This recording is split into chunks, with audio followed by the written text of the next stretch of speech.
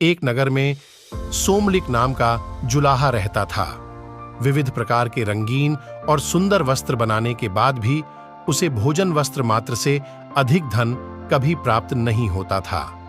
अन्य जुलाहे मोटा सादा कपड़ा बुनते हुए धनी हो गए थे। उन्हें देखकर एक दिन सोमलिक ने अपनी पत्नी से कहा, प्रिय, देखो, मामूली कपड़ा बुनने वाले जुलाहों ने भी कितना धन वैभव संचित कर लिया है, और मैं इतने सुंदर उत्कृष्ट वस्त्र बनाते हुए भी आज तक निर्धन ही हूं। प्रतीत होता है यह स्थान मेरे लिए भाग्यशाली नहीं है, अतः शहर जाकर धनोपार्जन करूंगा। सोमलिक की पत्नी ने कहा, सुनिए, शहर में धनोपार्जन की कल्पना मिथ्या स्वप्न से अधिक नहीं। धन की प्राप्ति होनी हो तो स्वदेश में ही हो जाती है, न होनी हो तो हथेली में आया धन भी नष्ट हो जाता है। अतः यहीं रहकर व्यवसाय करते रहो, भाग्य में लिखा होगा तो यहीं धन की वर्षा हो जाएगी। सोमलिक ने कहा, भाग्य अभाग्य की बातें तो कायर लोग करते हैं। लक्ष्मी उद्योगी और पुरुषार्थी शेर नर को ही प्राप्त होती है। शेर को भी अपने भोजन के लिए उद्यम करना पड़ता है। मैं भी उद्यम करूंगा, विदेश जाकर धन संचय का यत्न करूंगा। यह कहकर सोमलिक वर्धमानपुर चला गया। वहां 3 वर्षों में अपने कौशल से 300 सोने की मोहरें लेकर वह घर की ओर चल दिया। रास्ता लंबा था, आधे रास्ते में ही दिन ढल गया। शाम हो गई, आसपास कोई घर नहीं था। एक मोटे वृक्ष की शाखा के ऊपर चढ़कर रात बिताई। सोते सोते स्वप्न आया कि 2 भयंकर आकृति के पुरुष आपस में बात कर रहे हैं। एक ने कहा, हे पौरुष, तुझे क्या मालूम नहीं है कि सोमलिक के पास भोजन वस्त्र से अधिक धन नहीं रह सकता? तब तूने इसे 300 मोहरें क्यों दी?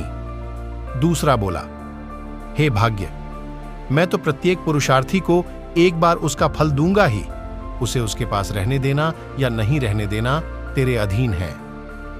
स्वप्न के बाद सोमलिक की नींद खुली तो देखा कि मोहरों का पात्र खाली था।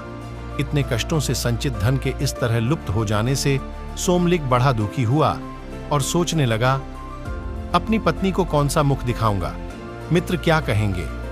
यह सोचकर वह फिर वर्धमानपुर को ही वापस आ गया। वहां दिन रात घोर परिश्रम करके उसने वर्ष भर में ही 500 मोहरें जमा कर लीं। उन्हें लेकर वह घर की ओर जा रहा था कि फिर आधे रास्ते में रात पड़ गई। इस बार वह सोने के लिए ठहरा नहीं, चलता ही गया। किंतु चलते चलते ही उसने फिर उन दोनों, पौरुष और भाग्य, को पहले की तरह बातचीत करते सुना। भाग्य ने फिर वही बात कही कि हे पौरुष, क्या तुझे मालूम नहीं कि सोमलिक के पास भोजन वस्त्र से अधिक धन नहीं रह सकता? तब उसे तूने 500 मोहरें क्यों दी? पौरुष ने वही उत्तर दिया, हे भाग्य, मैं तो प्रत्येक व्यवसायी को एक बार उसका फल दूंगा ही। इससे आगे तेरे अधीन है कि उसके पास रहने दे या छीन ले। इस बातचीत के बाद सोमलिक ने जब अपनी मोहरों वाली गठरी देखी तो वह मोहरों से खाली थी। इस तरह 2 बार खाली हाथ होकर सोमलिक का मन बहुत दुखी हुआ। उसने सोचा, इस धनहीन जीवन से तो मृत्यु ही अच्छी है। आज इस वृक्ष की टहनी से रस्सी बांधकर उस पर लटक जाता हूं और यहीं प्राण दे देता हूं। Thank you for watching.